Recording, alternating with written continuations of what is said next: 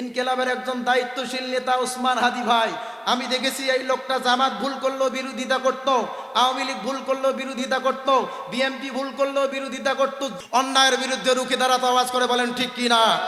আমরা এতদিন জুলুম নির্যাতন অত্যাচার সহ্য করার পরে আমরা আমাদের দেশের স্বাধীনতা পুরাপুরি ফিরে পাই নাই।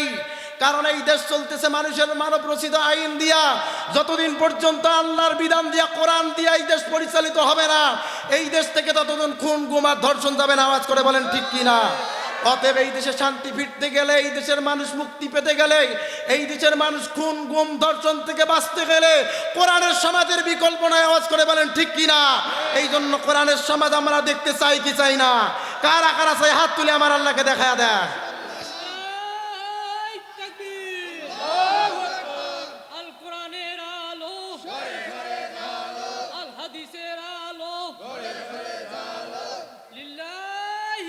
আল্লাহ কবুল করুন, বলেন আমিন।